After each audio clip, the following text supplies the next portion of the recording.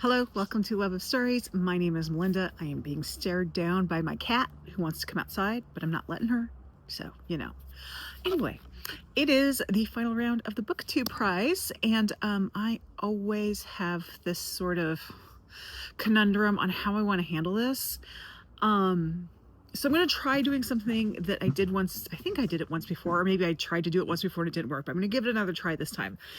I am going to do little mini videos of each book that I read in this round, which all the nonfiction people are reading the same book, and then I will arrange them in editing from 6 to 1. Okay, that's the plan. So I have actually already read 2 of the books this round, so you will see at least 2 videos done of me in the backyard, my Bronte shirt on, getting evil vibes from my cat who's mad that she can't go outside. Okay, so we'll see how this goes. I don't know what order they're going to be in. I know what order these 2 are going to be in reference to each other. I just don't know what the final order is going to be, but we'll see. We'll see how this goes. Hopefully, I'm hoping this whole video is not going to be too long. That was the problem when I tried this before. It ended up being like an hour and a half long. So this is a challenge to me to keep this kind of succinct. Also, it is quiet outside right now. I don't know when that will change. It could change at any moment. So if there's weird noise, that's what that is. Okay. We'll see ya. I don't know what the next video is going to be, but you'll see it. Okay, so as you can tell from the background, this is a book I had previously read, but I actually had not previously read it as part of the BookTube prize. So I read this on my own. There you go. And this book is Slow Noodles, a Cambodian memoir of love, loss, and family recipes by Chantha Nguon. So the title is pretty self-explanatory. This is Nguon's memoir. She grew up in Cambodia in probably a middle-class-ish family. And then the revolution, war in Cambodia kicked up. They ended up having to become refugees to Vietnam during the Vietnam War, which sounds horrible, but she said it's still better than Cambodia. And so clearly there is a lot of hardship going on in this family. And that's basically the focus of this. She goes from a pretty comfortable life to a very tough life. And then it's her fighting her way back up after the wars are over, to be able to reestablish her life in Cambodia. And of course, there's food. If you like food writing, this is a good book for you because there is quite a bit of food writing in it. I do like food writing. I, however, don't especially like Cambodian food, so I wasn't tempted. But I think if you were, you would. If you did like Cambodian food, you would be tempted. I did the audiobook of this. It is narrated by her daughter, which I thought was interesting. Her daughter is not a professional narrator, but she did a fairly good job. Nguon's story is definitely interesting. I really couldn't tell where it was going because, I mean, her life took such twists and turns, and it was really fascinating. But if you've watched my channel enough, you know I have a really, I don't want to say peeve. It is a pet peeve, but it's a trap that memoirs frequently fall into. Not all memoirs, but memoirs do frequently fall into, which I call, maybe not appropriately, but I call it being the hero of your own story, which is the memoirist isn't quite to the self-awareness point of seeing maybe some of the negative things they do, maybe how sometimes things are of their own causing, or maybe they aren't actually the hero all the time.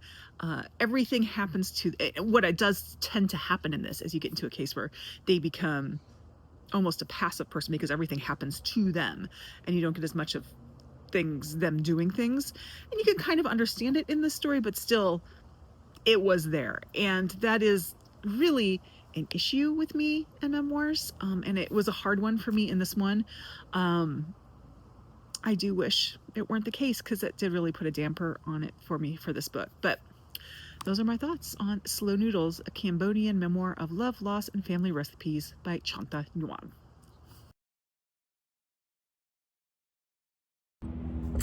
Okay, so I finished another BookTube prize book. This one was The Siege by Ben Macintyre. I had this digitally from the library, so I can't remember if there's like a subtitle thing for it, but it is about, in 1980, the Iranian embassy in London was taken over by some gunmen. I'm using the tripod that is crooked, and they held people hostage. And as an American, I had never heard of this, probably because there was another hostage crisis going on at the same time that was probably on the front page of the American papers. I was very young at the time, so I wasn't reading the newspaper anyway, but I had never heard about this. This was an interesting reading experience. I think the story of it was told clearly and well. And it was a very engaging read, because there was a lot of humor that you wouldn't expect in it, and some weird little details that came in that kind of lightened the mood. So that kind of kept me going. It really felt like, it took me a while to pinpoint what it felt like, but it felt like the movie Argo, which I think was about wasn't that about it was either about Beirut or I don't know. It was about a hostage situation too, that like Hollywood, I don't know. It's a great movie, by the way. You should go see it. Has John Goodman in it. Guy's great. Anyway, I think it also has Ben Affleck in it. Anyway, I'm sorry, I'm getting off topic. I'm trying to keep these to like 2 to 3 minutes or less, so they're short. Anyway, so it was very engaging that way. And I felt that the pace of it really kept going, because when you start getting to the real climax of things, you really felt like you had to keep going because it really drew you in. Now, I did also feel, though, that the tone was sometimes discordant with what was actually happening. Sometimes it was a little too Argo-ish, a little too kind of light, because it really was a serious situation, and I don't think it's a spoiler to say that there were deaths involved in it. I'm not going to tell you which ones. You have to read the book for that. So that was a little strange. So yeah, it's definitely a book I liked. I didn't love. I learned about an event that I did not know about. I'm sure people in the UK probably knew about this. I clearly didn't. But yeah. So that's my thought on that. It's definitely a mixed bag, but probably a little bit more on the positive side of the mixed bag. I mean, I wasn't ever irritated with the book. I just kind of felt when you really got towards when the ish hit the fan, I kind of felt like the tone was discordant with what it kind of needed to be. But still, it was an enjoyable experience. And as I said, I did the audio of it, which is why there's a picture of it and not me holding up a book, which will be probably the case for all of these books because I'm doing them all on audio. So that's this book. I will be back when I finish the next one. Hello, I am back with another BookTube Prize, quick little summary. Last night I finished Challenger, A True Story of Heroism and Disaster on the Edge of Space by Adam Higginbotham. This is clearly about the Challenger explosion. My husband actually was going to, his family was visiting other family in Florida. They were going to actually see the takeoff of the Challenger, but it was one of the ones that was pushed back, so he missed it, which was probably a good thing. My personal experience of this was not that we watched it live in school when I was in middle school. Oh, no. They knew what happened. They made an announcement of what happened, and then they showed it to us, and you wonder why Gen X is the way they are. Anyway, this book I found really interesting. I will admit the first part is very science-y, and it wasn't my interest, especially. I'm a humanities, English and history person. My husband would love it. It's well done. It just wasn't my interest. But once we got to the Challenger part of the story, it really took off, and it brought back a lot of memories for me. I think it was told with a lot of compassion for the people who are involved, because there are people who made some really bad decisions, not the astronauts, but the people around it. A really well-researched book about what actually happened. And I think because it's, almost 40 years after the fact, we have that distance, and we can now look at it with a more level-headed eye to see what really happened. Still incredibly heartbreaking. I think I enjoyed this. Definitely enjoyed the second half more than the first, but generally I enjoyed it more than I actually expected it to. Knowing that I was going into a very science sciencey book and to be one that I already, had emotional feelings about. And I think it succeeded on both of those counts. So those were my thoughts on Challenger. We'll have to see where it ends up in the counts.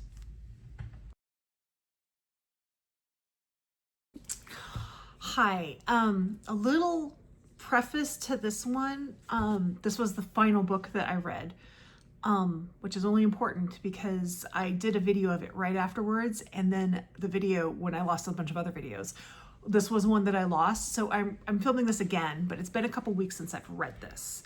I'm trying by memory, and I also I can't find my notes for that. But anyway, I'm doing this by memory from what I said before, so just FYI, because I tried to do these as soon as I had finished, and tech. Anyway, this one is Everyone Who Is Gone Is Here, The United States, Central America, and the Making of a Crisis by Jonathan Blitzer. Like all the other ones, I did this one on audio. And this is a really, let me see if I can see how many pages it is. I did the audio, so 544 pages. So this is a pretty extensive view on like the history of issues, I guess, between Central America, especially El Salvador and the United States. And it starts way back, I think like in Johnson's time.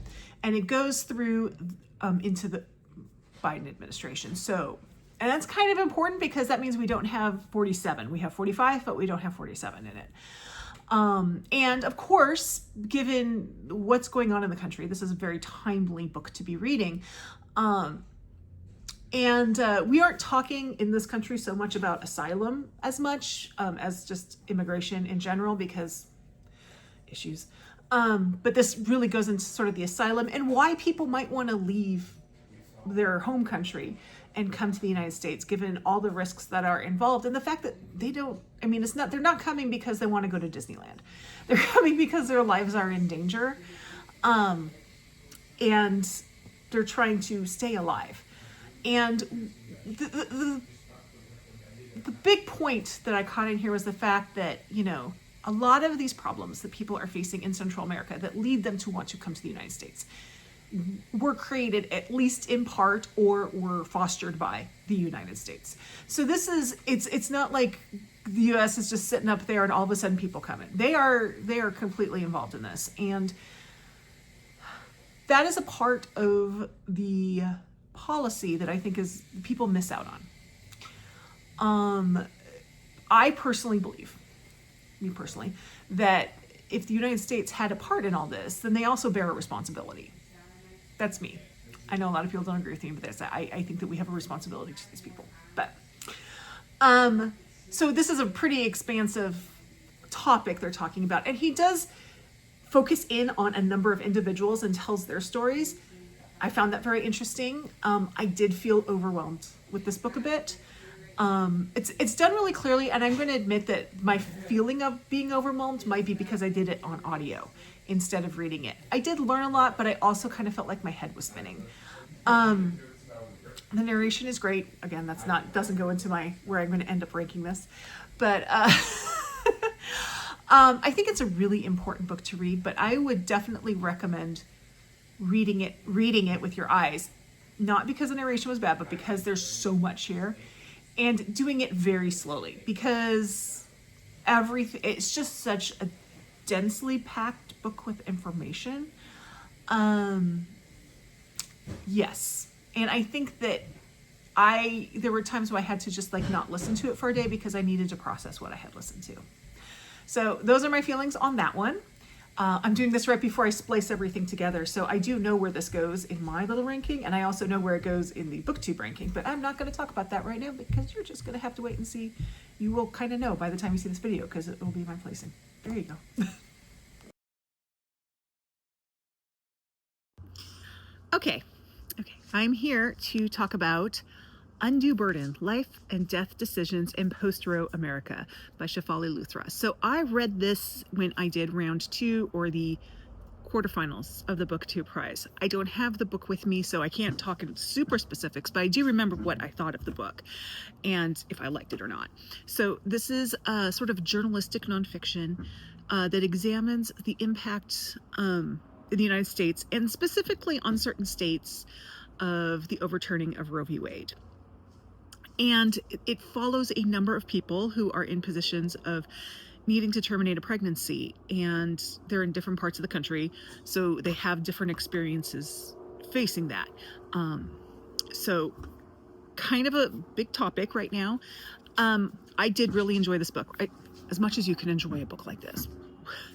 It is a tough topic. I thought it was incredibly well written.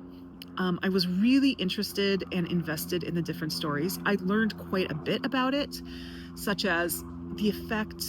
This was something I hadn't thought about until I read the book. There are states like Texas and Florida where there's basically abortion is legal now.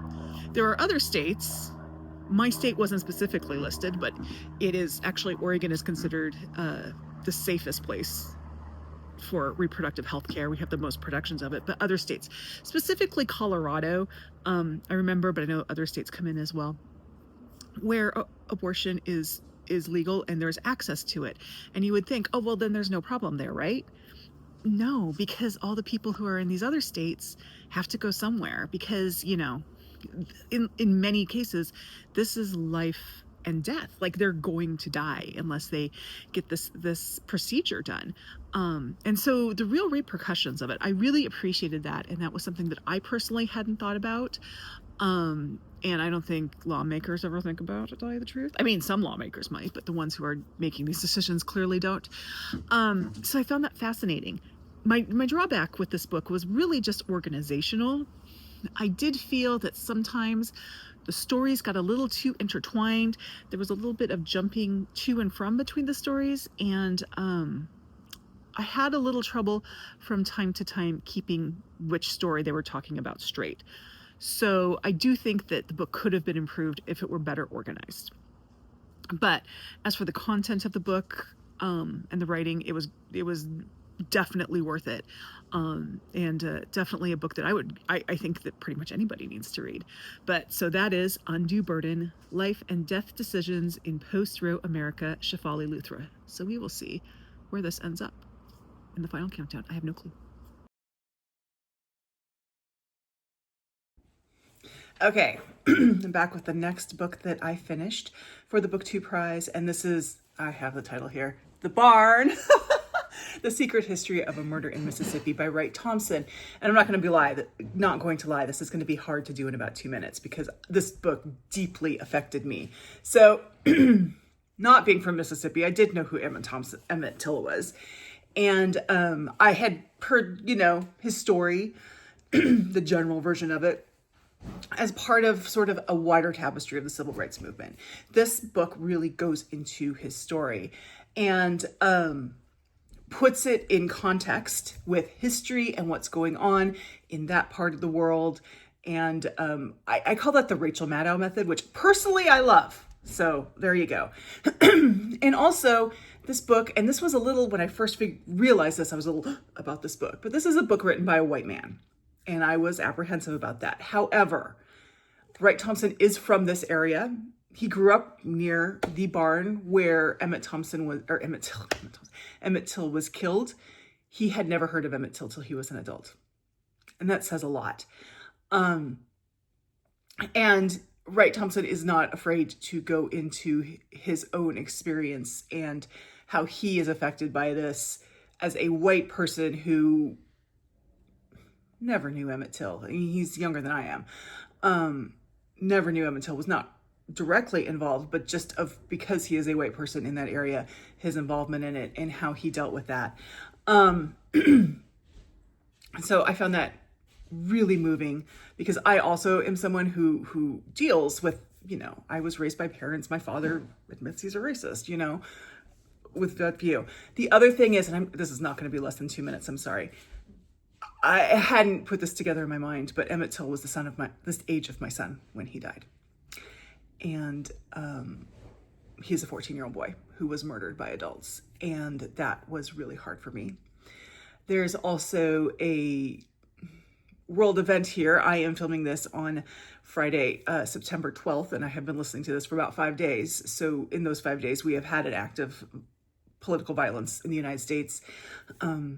Doesn't directly affect that, but does show that violence is sort of, unfortunately, the way the United States deals with things. I'm deeply, deeply affected by this book, much more than I thought I would be. I listened to this on audio. It's narrated by the author. I probably will be getting a copy of the book. It just came out in paperback for my shelves because I think this is a really important book to have. And that is The Barn, The Secret History of a Murder in Mississippi by Wright, Thompson. So there you have it. Those are the books that I read for the final and the order that I put them into. I am going to say at this point that my ranking, a lot of emotion was put into my ranking. Like, I don't want to say my emotion was put into it. My feelings about these books were pretty deeply affected by my emotions about my life, what's going on in this world right now. For example, The Barn, I think that had the biggest impact on me because Emmett Till, when he was murdered, is the age that my son is now. And of course, reality. But yes, I've not yet watched anyone else's recap videos. I've been kind of saving those until I film mine. But I would love to know if you read these, what you thought of them. You know, they were all great books. So, you know, when you're in the finals, that's the creme de la creme. So yeah. Anyway, that is it for the BookTube prize in 2025. I will be back and doing it in 2026. Robert, who organizes and leads the BookTube prize, says he's making some changes to the way he does things. So it might be that I don't read only nonfiction next year. We'll see. I might do a round of fiction. I don't know. We'll have to see. Anyway, thank you very much. I hope you enjoyed this year's BookTube prize. Like, subscribe, join my Discord. I'll see you in the next video. Bye-bye.